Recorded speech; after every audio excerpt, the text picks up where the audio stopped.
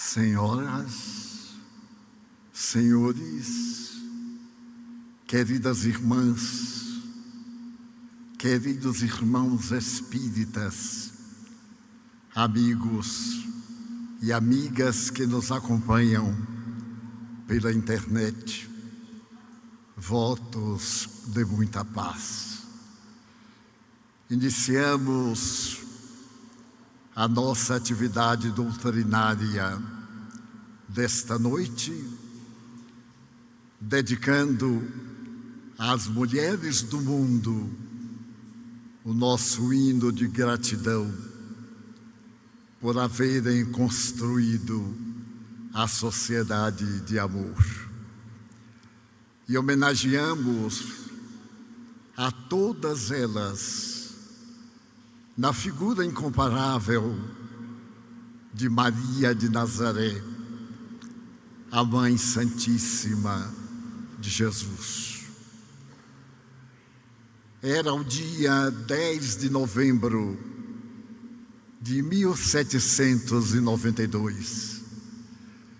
A França, ensanguentada pela Revolução, proclamava neste momento, na Catedral de Notre-Dame, o grande encontro para definir rumos. Entre os oradores, Pierre Gaspard Chaumette levantou-se na tribuna veneranda e disse com ênfase: neste momento, a França liberta-se de Deus. A revolução que derrubou os Bourbons também afasta Deus das nossas cogitações intelectuais. E logo depois, na convenção, repetiu-se que naquele templo onde se venerava a ignorância fazia tantos séculos, abria-se a oportunidade para Deus a razão. Razão era a nova era que começava no abençoado solo francês. E de imediato, uma procissão carregando uma jovem bailarina do Teatro da Ópera de Paris, apresentava a nova deusa da cultura francesa.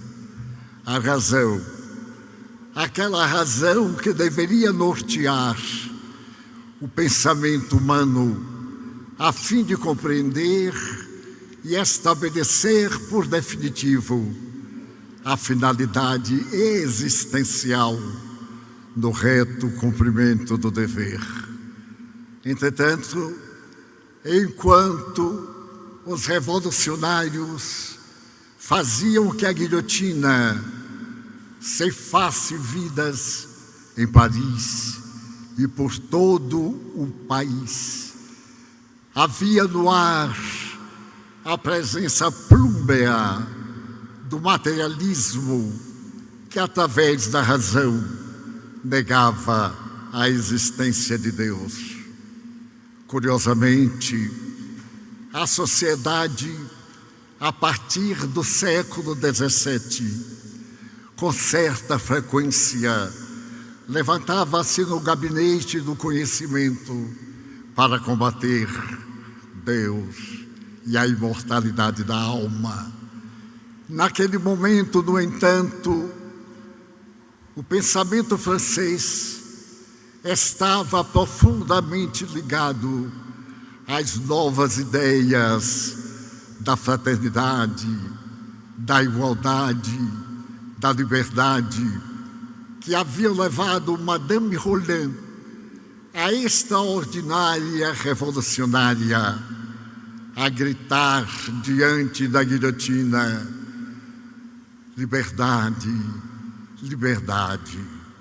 Quantos crimes se cometem em teu nome e no seu sentimento grandioso de mulher, ofereceu a vida pelo ideal da liberdade do pensamento. Logo depois que a insanidade tomou conta daqueles revolucionários, Marat, Danton, Robespierre, e espalhou pela Europa a senha do desespero por volta de 1802.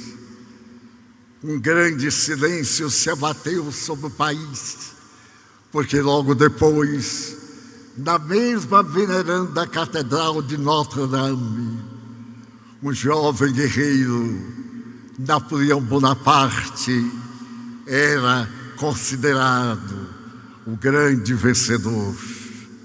Ali, diante de uma multidão que se adensava, ele se ergueu sob os auspícios de Pio VII, o Papa, que fora especialmente convidado para a solenidade de coroação. E quando Sua Santidade se aproximava e erguia a coroa que se encontrava sob uma almofada de seda vermelha, Napoleão, criando uma situação diplomática difícil, tomou a coroa, cingiu-a ele mesmo, humilhando o Papa, e de imediato tomou a coroa pertencente a Josefina e tornou-a imperatriz da França. Era o ano de 1802. As grandes batalhas vencidas apresentavam aquele que deveria ser o grande unificador. Mas, em 1804, no desconhecimento das lutas, quando Napoleão se encontrava no auge da sua governança, eis que nasce em Lyon, a tradicional cidade em que Roma estabelecera o seu império da então Gália. O notável pensador Hippolyte Lyon Denisard Rivaio. Neste momento, dois espíritos grandiosos estão mergulhados na terra para desempenharem um papel de mudança para uma nova era, a era da razão, em que a humanidade deveria discernir qual o objetivo da vida e como desenvolver as tarefas que lhe estavam destinadas para o grande final em eras do porvir. Exatamente nesse período, o grandioso Napoleão Bonaparte experimenta situações deploráveis no campo de batalha. E mais tarde, vencido em Waterloo, é mandado para o exílio. E a França, que havia detestado as expressões religiosas, experimenta um renascer dos ideais que devem governar a latinidade para os grandes voos do pensamento de Jesus nos dias do porvir.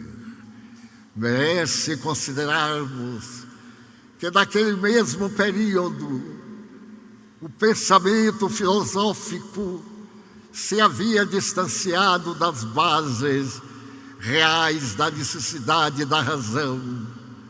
E Pope, o grande filósofo, dizia que a razão não podia explicar todas as necessidades da criatura humana. Fazia-se necessária uma mudança radical no pensamento. E isto viria através do positivismo, apresentado de maneira brilhante para que as criaturas humanas pudessem encontrar uma razão ética para a própria felicidade. O positivismo que lentamente conquistava a Terra,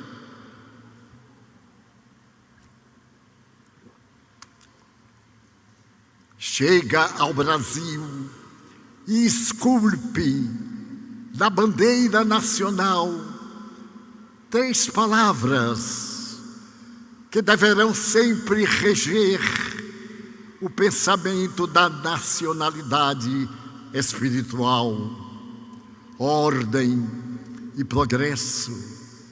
E é na expectativa dessa ordem e progresso que a humanidade avança, e a França, capitaneando as diversas culturas, abre as portas venerandas das academias para que o pensamento alcance a sua realidade atingível.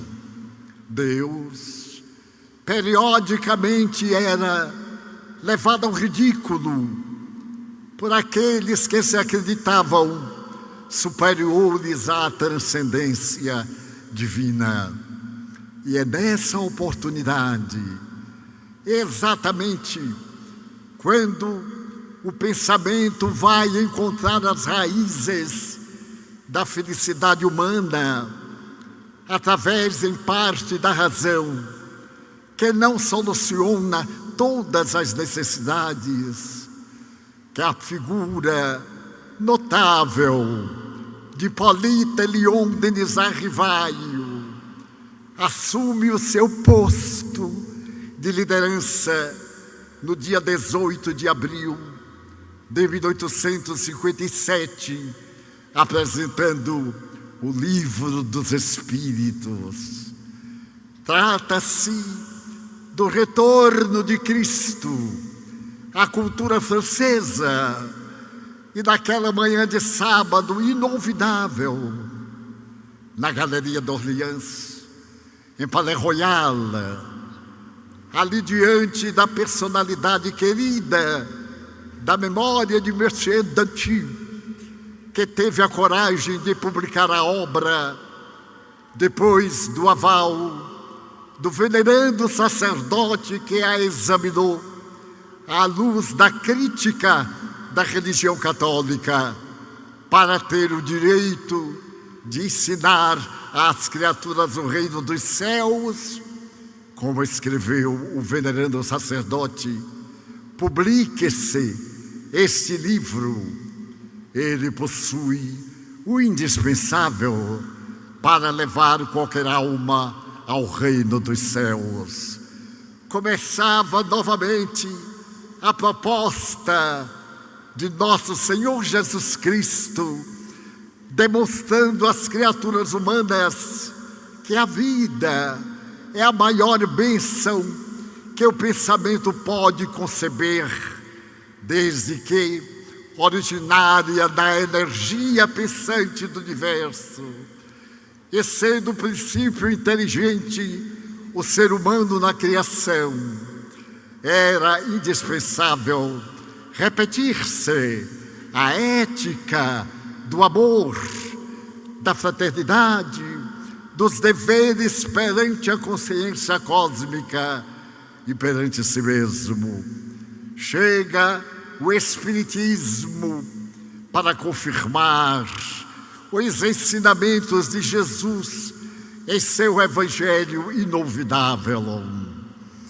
Naqueles dias inesquecíveis, quando ele rumara com os seus discípulos a Jerusalém, na sua última viagem, a terra parecia despedaçar-se da confusão terrível entre o despotismo de Roma e as nações que desejavam a própria liberdade. Jesus vai visitar Jerusalém pela última vez. Depois de haver pernoitado em Betânia, na residência daqueles irmãos amados, Lázaro, Maria e Marta, suas irmãs, ele começa a afirmar as provações terríveis que estavam desenhadas para o Cordeiro de Deus. As montanhas da Judeia culminavam agora na cidade tradicional e já se podia ver a parte sul de Jerusalém, quando Pedro, tocado pela emoção, disse-lhe: Senhor, não nos deixes órfãos. E Jesus, olhando o amigo querido e às vezes impetuoso, disse-lhe: Este é o grande momento em que se cumprirão as Escrituras. O Filho do Homem será negado, experimentará o escárnio e o opróbrio, será vendido e plantado numa cruz. E o apóstolo, modesto de raciocínio, acostumado às suas incursões pelo mar, pescando, estava agora diante do mar da humanidade para uma pesca diferente. E tomado de espanto, estende o braço e diz: não permitiremos que façam algo desta natureza contigo. E ele, que penetrava no futuro com uma doce tranquilidade, sorriu melancólico para o discípulo amado e disse: Tu mesmo me negarás 3 vezes antes que o galo cante. Essa advertência muito grave surpreende a Pedro, que agora espera a orfandade que fará depois da partida do Mestre. A segurança daquele homem singular, que a história não pôde apresentar pela segunda vez. Tenho a alma despedaçada de angústia e as lágrimas rolam em abundância.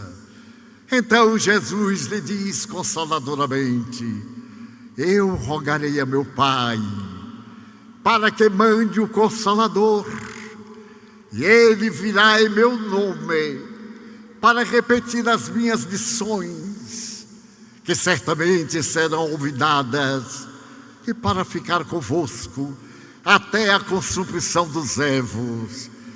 Esse Consolador que o mundo ainda não conhece seria mais tarde considerado o próprio Cristo, de retorno às paisagens tristes e dolorosas do planeta Terra no seu processo de evolução. Passam-se as horas, o Mestre é plantado numa cruz, a tragédia repercute do universo espiritual para as regiões dolorosas do planeta terrestre. E os espíritos, que são as vozes dos céus, descem à terra para anunciar o novo período de despertamento da criatura humana para os seus deveres, para consigo mesmo e para com as criaturas humanas, a natureza, o universo, na grande sinfonia da vida em geral. Vivemos hoje uma repetição daqueles períodos em que o pensamento cristão experimentava o escárnio, os atos de divindade, as demonstrações de afeto e de abnegação eram consideradas ridículas, perturbadoras, de natureza inferior.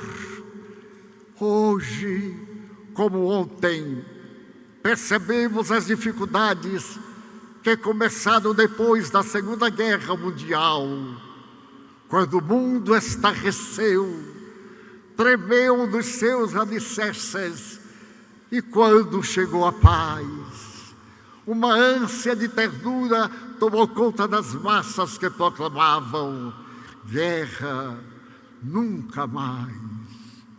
E logo depois, novos mergulhos no abismo do sangue. As guerras repetiram-se a partir da Coreia, numa sucessão dolorosa, como se a criatura humana mantivesse o instinto bélico em posição de destaque, em detrimento da sua qualidade de espírito angélico, criado simples e ignorante.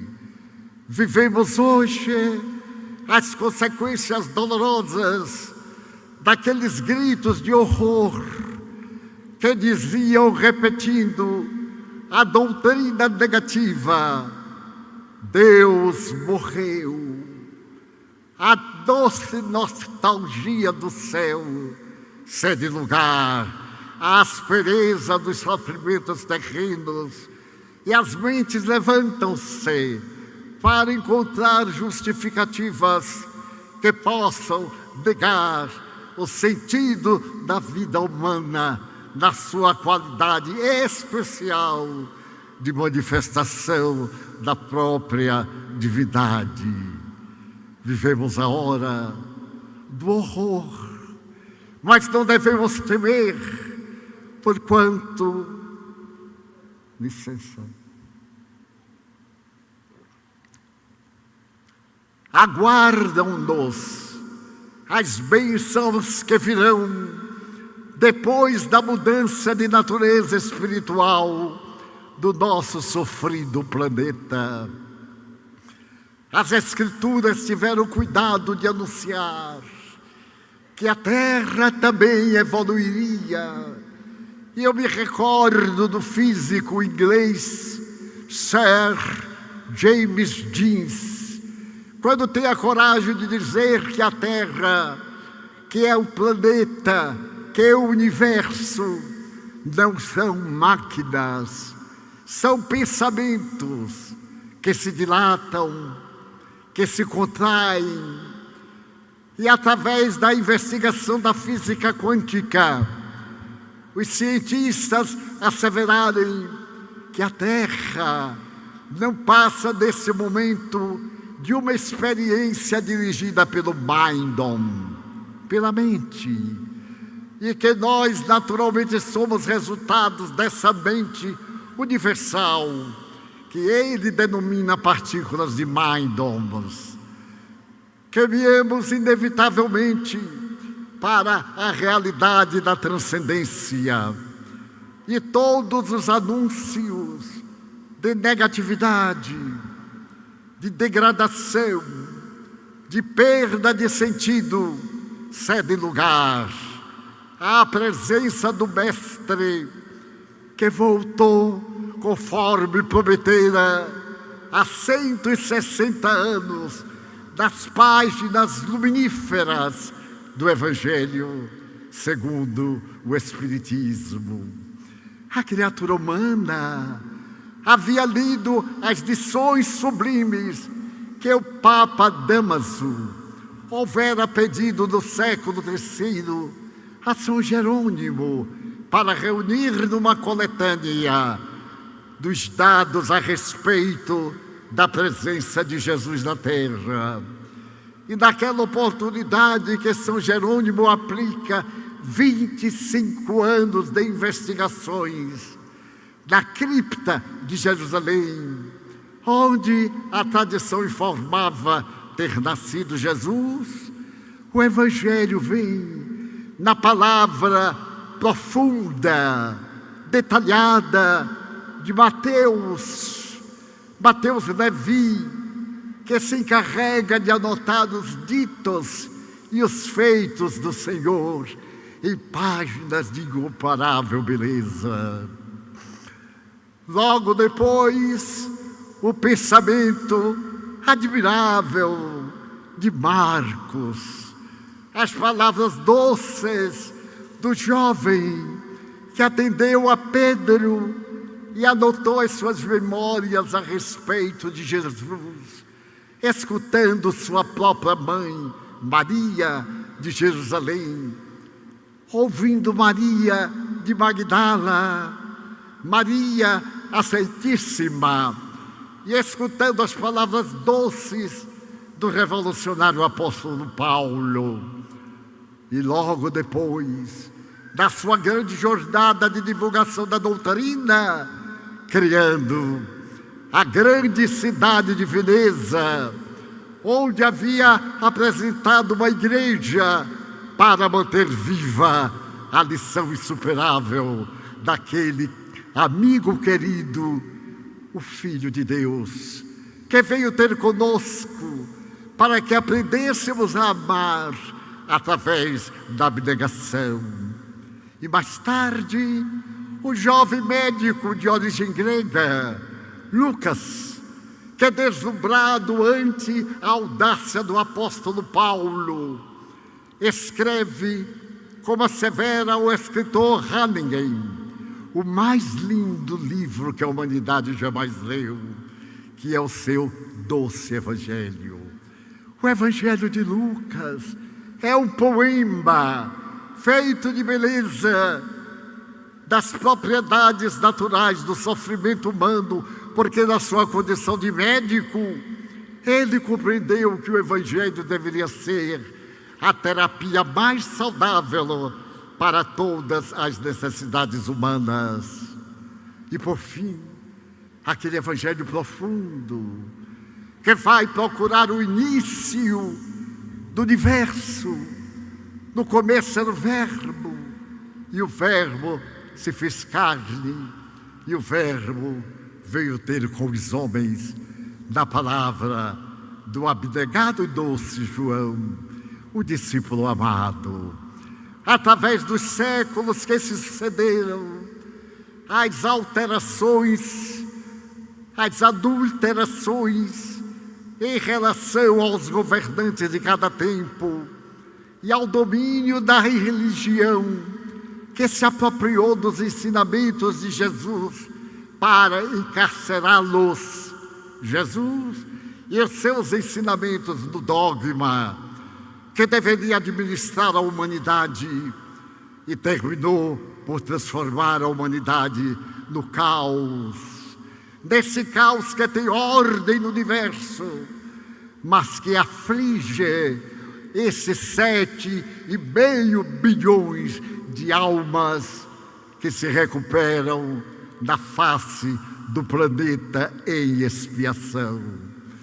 E é exatamente nesta hora em que o Evangelho necessita de uma reforma da sua interpretação, qual ocorreu depois do ano de 550, quando foi alterada uma das bases filosóficas mais belas da doutrina de Jesus, quando foi alterada a mensagem da reencarnação, que fazia parte fundamental dos ditos do Senhor, baseada principalmente no inesquecível diálogo entre Jesus e Nicodemos, naquela noite em que ele descerra para a humanidade o mistério da vida. É necessário nascer de novo, nascer da água, nascer do Espírito. Aquilo que é nascido da água é água, mas é necessário nascer do Espírito para entrar no reino de Deus. E entre as interrogações silenciosas ou verbalizadas do doutor da lei, Jesus sorri docemente e assevera: tu ouves e vês a mensagem do vento que sopra, mas não sabes a sua direção, de onde vem, nem para onde vai. Assim é todo aquele que é nascido do Espírito. Não te surpreendas, pois, de dizer-te: é necessário nascer de novo. Essa lição preciosa estará presente na alma do homem do Sinédrio, como selo bendito da interpretação do maior enigma da criação, que é exatamente o sofrimento. Porque sofremos? De onde viemos? Para onde vamos? São as interrogações que desde priscas eras, desde a Magna Grécia e antes dela, o pensamento humano procura entender. E vamos perceber que o processo da evolução, como irá dizer mais tarde Charles Darwin, em 1859, desde a Monera, as primeiras organizações de natureza celular, até este homem, sábio temporariamente, mas ainda numa fase de evolução, agora no homos tecnológicos, da busca do homos espiritualis. Estamos experimentando essas dificuldades porque nos esquecemos do Evangelho de Jesus. A sociedade esteve aparentemente cristianizada no Ocidente, mas o amor não fez parte das suas leis, nem da governança estabelecida na terra para conduzi-la ao seu destino final, que é a perfeição relativa que nos está reservada. Eu me recordo, por exemplo, da empáfia humana, quando o próprio Napoleão Bonaparte tem a oportunidade de dizer ao grande biólogo que acaba de apresentar em Paris a sua obra sobre a origem da Terra. Eu li o seu livro de 600 páginas e, lamentavelmente, não vi sequer uma referência a Deus. E ele, com a empáfia daqueles que ainda não despertaram para a realidade, responde: Cher, eu não tive necessidade dessa hipótese.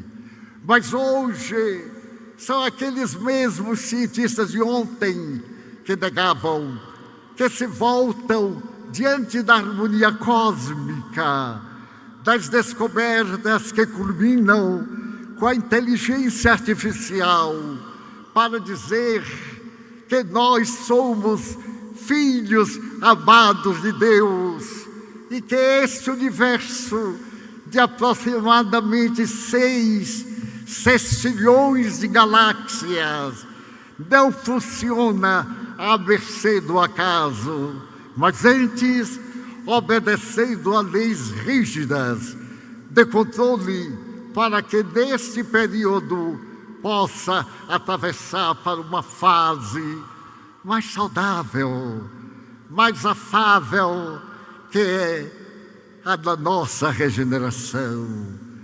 Em breve, esse breve de natureza astrológica ou astronômica, teremos a oportunidade de amar, de compreender que a dor não é uma adversária, é um fenômeno natural do nosso processo de depuração.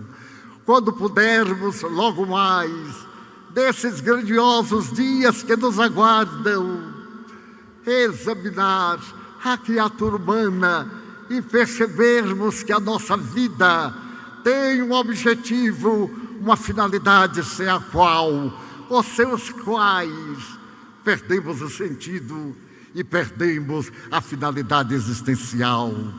Asseverou Viktor Frankl em um admirável tratado sobre a sua psiquiatria de natureza terapêutica.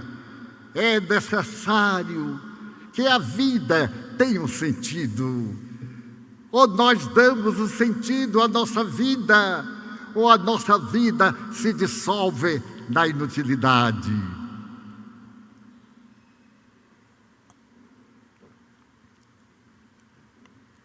E os espíritos, aqueles em cuja expressão antecipamos a viagem à Terra, formando um grande exército de fraternidade, descem neste momento ao planeta através de reencarnações especiais para anunciar a nova era.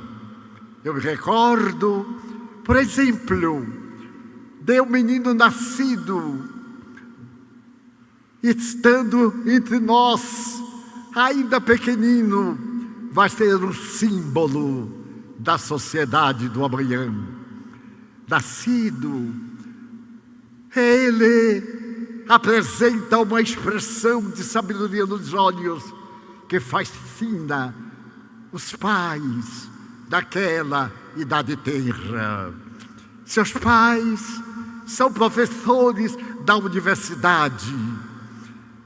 Eles estão deslumbrados com este pequeno ser que se chama Kim Wong-yang e que nasceu por volta de 1965. E certo dia, sua genitora está acarinhando quando ele abre desmesuradamente os olhos com um mês e diz: mamãe, eu sei falar. E ela tem uma expressão de surpresa, porque aquela criança não tem ainda formadas as cordas vocais e não tem o sentido objetivo do pensamento. E diz de si para si: meu Deus, eu tenho a impressão que este menino falou. E ele responde sorrindo: sim, mamãe, eu falei. Ela diz: mas se você sabe falar, meu Deus, corre e coloca-o no leito. À noite, quando o marido chega da Universidade de Seul, ela lhe diz: você não vai acreditar, porque afinal dizem que nós, as mulheres, somos um pouco exageradas. Mas nosso filho conversou comigo hoje. E o marido, que entendia bem a mulher, olhou-a, sorriu e disse: claro, eu acredito sim que nosso filho, com um mês, teve a oportunidade de falar com você. E foi caminhando até a alcova, onde estava o pequenito, em movimentos rítmicos. E o pai, orgulhoso, disse-lhe: quem? A mamãe não anda boa. Imagine que ela me acaba de dizer que você falou com ela hoje. E isso é um absurdo. Não é, meu filho? Não, papai.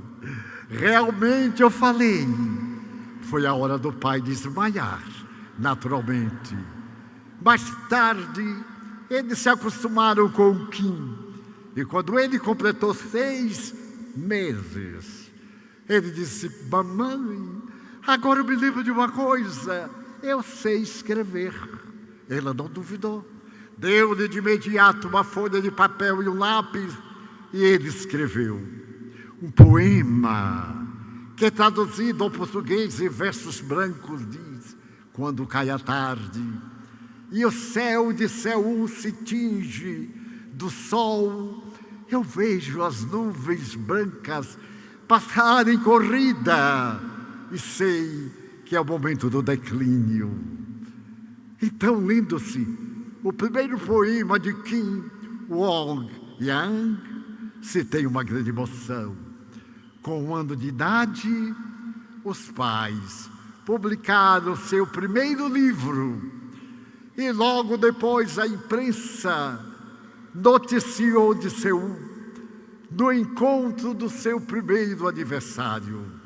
Houve uma entrevista ping-pong, o meninozinho de 1 ano, respondendo a perguntas dos seus interrogadores.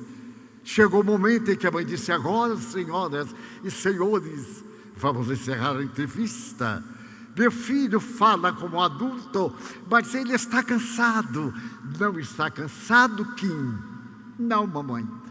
Estou adorando esta gente me fazendo pergunta de criança. E naturalmente foi interrompida a entrevista e Kim, quando lhe perguntavam, como tu sabes? Lembro-me. Mas lembra-te de onde, de quando? Não importa. Simplesmente eu me lembro, porque aos 8 anos de idade, a Universidade de Seul teve que abrir uma vaga especial para o menino estudar e ganhar o seu primeiro prêmio de física nuclear. E hoje, personagem mundial famosa, ele representa a geração do porvir, quando traremos a lembrança das nossas memórias de uma maneira tão ativa que já não experimentaremos as largas fases da infância e da sua aprendizagem. Então, por assimilação, eu apresento a ideia de uma das crianças da Mansão do Caminho. Eu lhe estava ensinando as primeiras letras, cantando as páginas sublimes do alfabeto, da metodologia pedagógica da época. E o menino meu disse rapidamente, com 5 anos de idade, tio, é verdade que nós nascemos outra vez. Não é verdade? Digo, sim, é uma verdade basilar. Mas é uma coisa que eu pergunto a Deus, já que a gente esquece de tudo, por que Ele não deixa que a gente se lembre do alfabeto e da tabuada? Porque já não teríamos motivo para a preocupação das primeiras letras e dos primeiros cálculos. É que o nosso desenvolvimento intelectual se encontra, nesse momento, numa fase de projeção, de despertamento, como asseverava Sócrates, educere, educar. Educar é fazer recordar de lições que foram olvidadas da grande jornada das sucessivas reencarnações. A grande verdade é que o Espiritismo veio hoje convidar-nos a reflexões profundas e através do Evangelho. E eu me recordo que no ano de 1956, no Rio de Janeiro, eu conheci um médico espírita chamado Dr. Belo, que naqueles dias, em Copacabana, era aplaudido e homenageado, porque ele apresentava como terapêutica para todos os seus pacientes o Evangelho segundo o Espiritismo. Ele os dava de presente e dizia ao paciente, a doença de que você é objeto, o problema que o aflige, está explicado neste livro, Tem Raízes Ontem. Eu irei indicar-lhe da medicina técnica, acadêmica, o produto específico para este mal, porém, é paliativo. Se você não arrancar pelas raízes o mal, cujo reflexo apresenta-se agora, os males de que você tem sido vítima voltarão. E eu me deslumbrei àquele tempo e passei também a receitar o Evangelho segundo o Espiritismo. Nesta 26ª conferência, a Federação Espírita do Paraná apresenta o Evangelho segundo o Espiritismo como terapia preventiva para nossos males e terapia curadora para nossas aflições. Ao apresentar esta campanha de dê o Evangelho, se acha pouco de 2, se acha pouco de um enorme número de evangelhos para que ele acenda a lâmpada do conhecimento das almas que estão adormecidas pela ignorância. para que Ele estenda as mãos e nos diga: busca primeiro o reino de Deus e sua justiça, e tudo mais vos será acrescentado. De fato, se procuramos o essencial, o secundário chega de maneira natural e sem qualquer perturbação. Portanto, diante das dificuldades que o planeta Terra sente nas suas entranhas, é porque nós nos afastamos das lições preciosas do Evangelho de Jesus, que os Espíritos abençoados vieram interpretar, fazer que nós o esculpíssemos na intimidade dos nossos corações, e a nossa vida não tivesse outro sentido senão aquele admirável sentido de servir, que é a base fundamental da vida. Quando nós ouvimos falar no Evangelho de Jesus, uma suave ternura invade o nosso coração.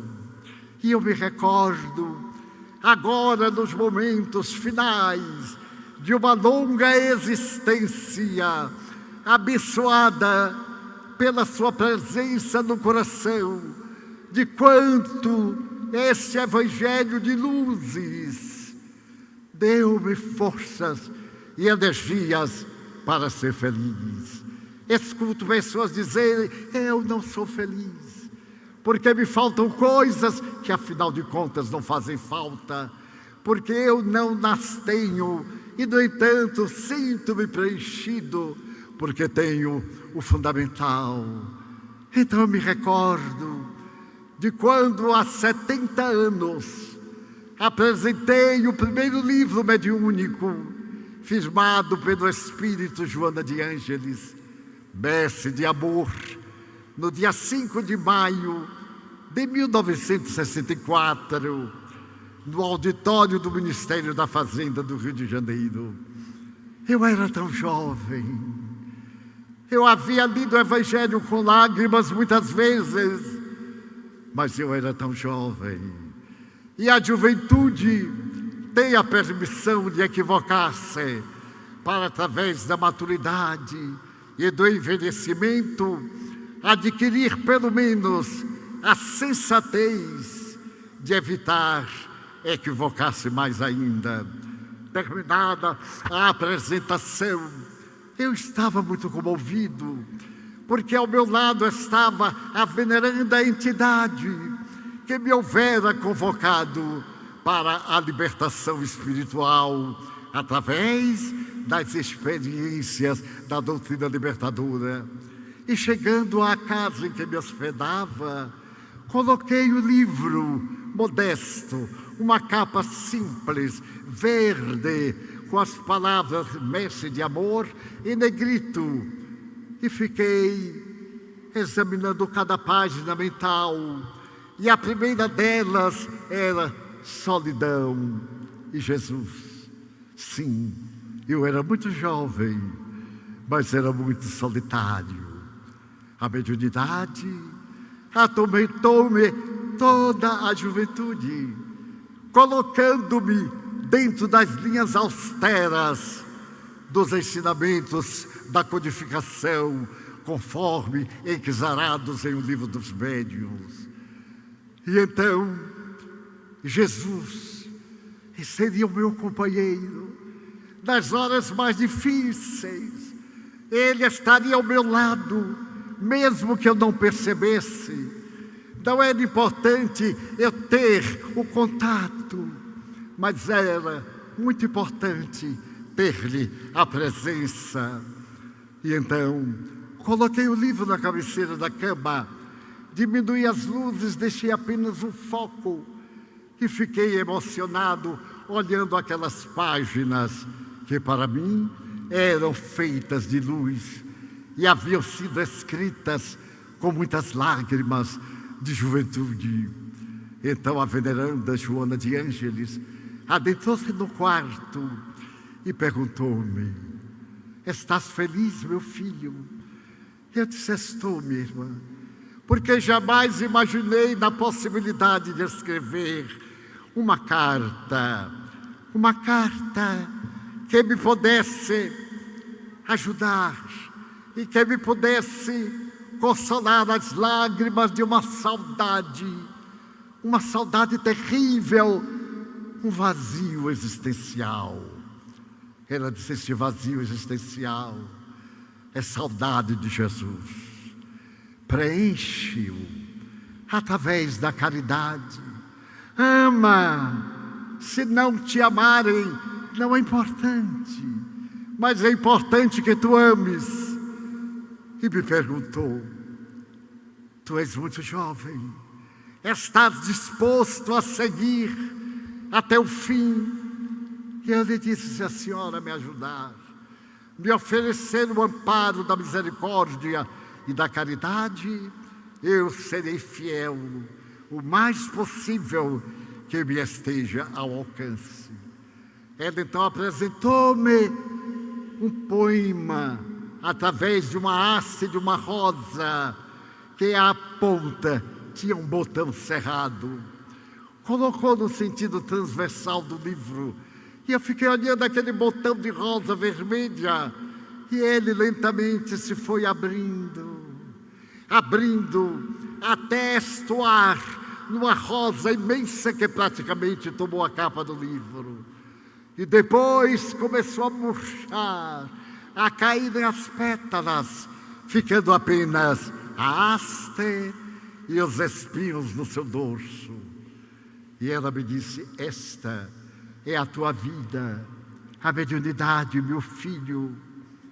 É um caminho sem retorno, é uma ponte que pode ser de luz na direção do infinito, ou pode ser de tropeços no abismo do padecimento. Nunca te olvides que tu nasceste para servir. E mesmo quando tu não sirvas para nada, que permaneças servindo. És muito jovem, e eu quero te dizer que nós programamos para a tua vida 10 livros. E eu disse: mas como? Como eu os escreveria, já que meu tempo é tão escasso? Trabalho durante o dia, às noites experiências doutrinárias, atividade de socorro ao meu próximo.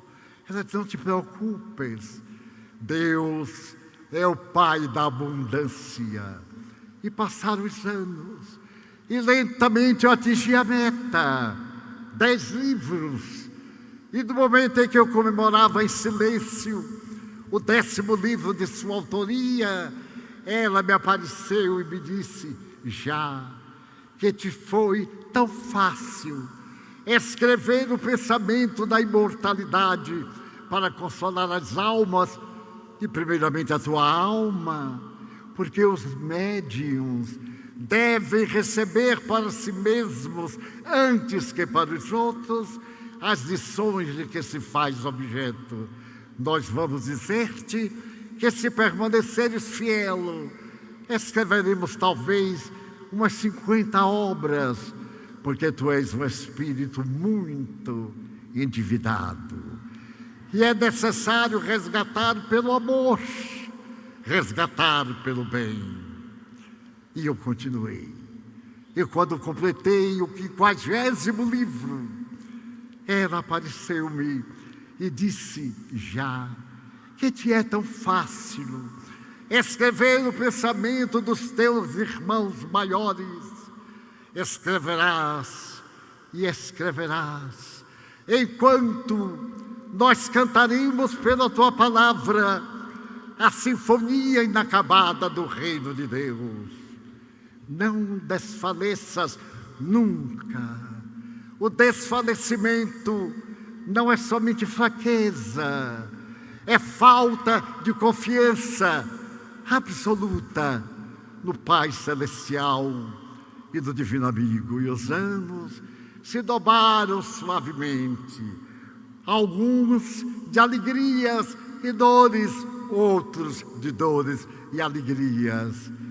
E quando eu completei a idade avançada de 90 anos, eu olhei para trás e ela me apareceu sorrindo e me disse: faça uma avaliação de quase um século de existência.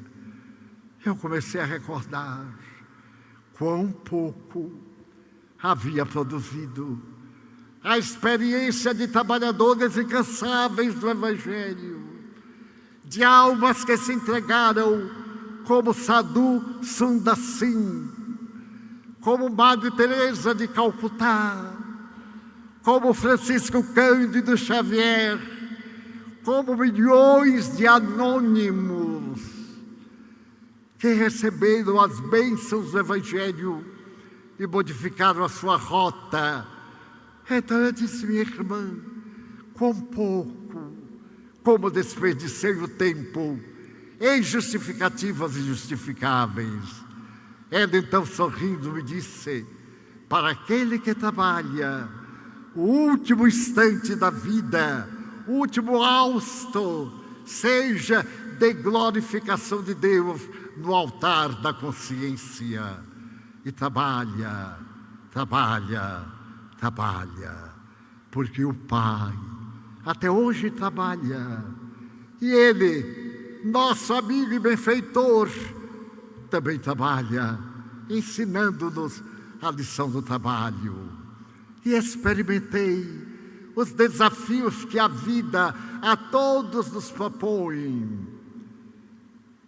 Um momento de parada cardíaca, um momento de câncer, um momento longo de solidão, que somente a palavra dúlcida do Evangelho preencheu de alegria, trazendo-me a esta querida Curitiba para dizer-vos: vale a pena reflexionar no Evangelho de Jesus através do Espiritismo.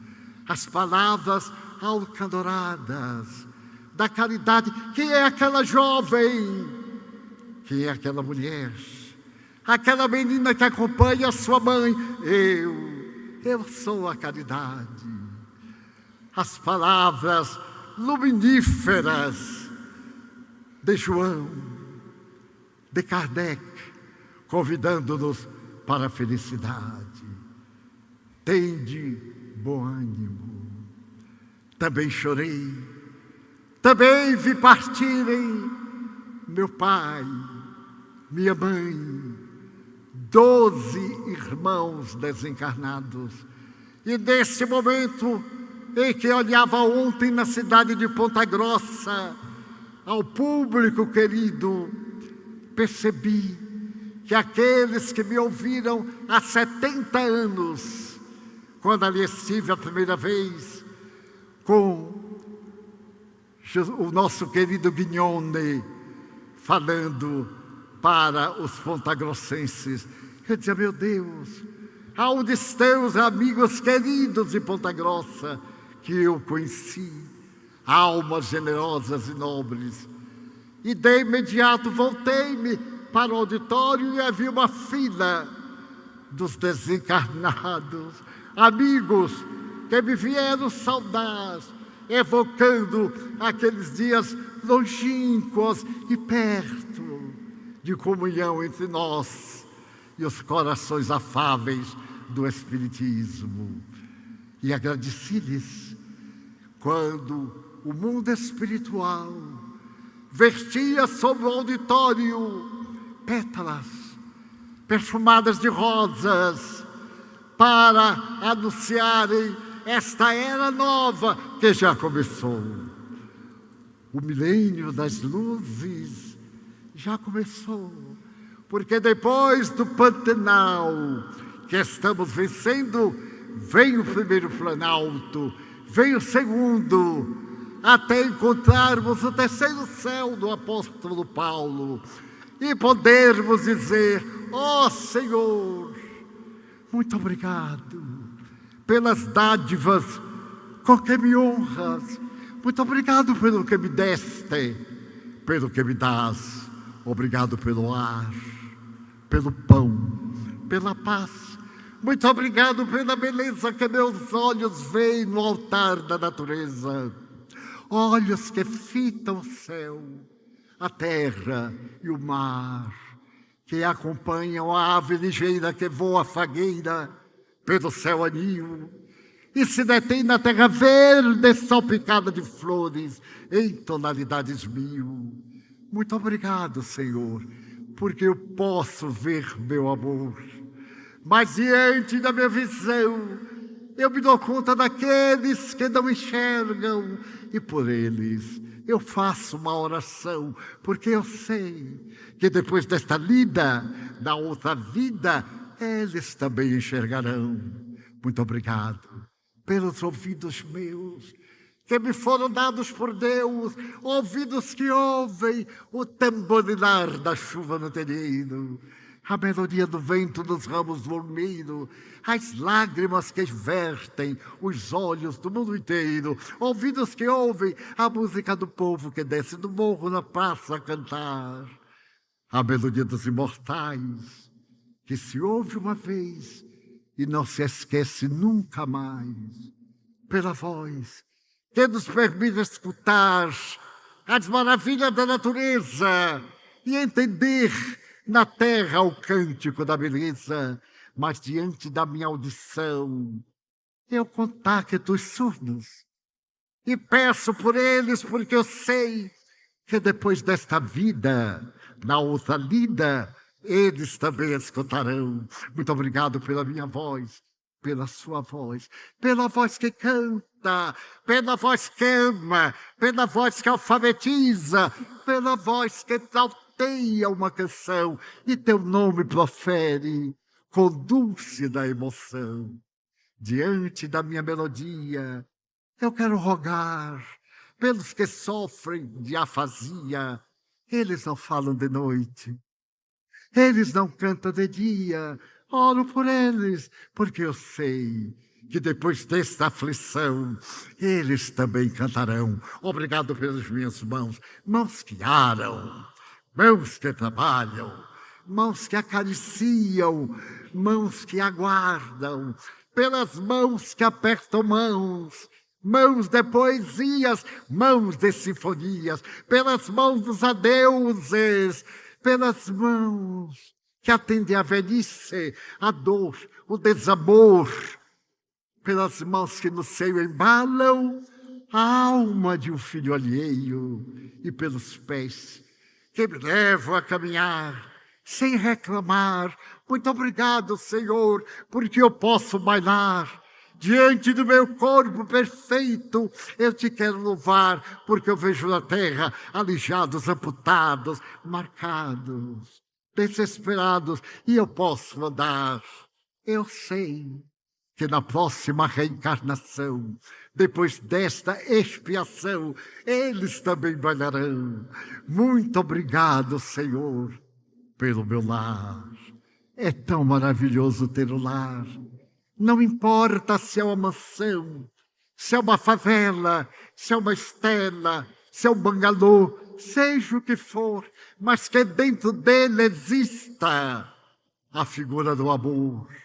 Amor de mãe, ou de pai, de mulher, ou de marido, de amigo, ou de irmão, alguém que me distenda a mão. Porque, afinal de contas, é terrível viver na solidão, mas se eu não tiver ninguém para me amar, se eu não tiver ninguém para me acompanhar, eu te tenho a ti e te quero dizer obrigado, Senhor, porque nasci.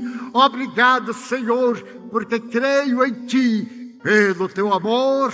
Obrigado, Senhor, pela sua atenção. Muito obrigado, senhores.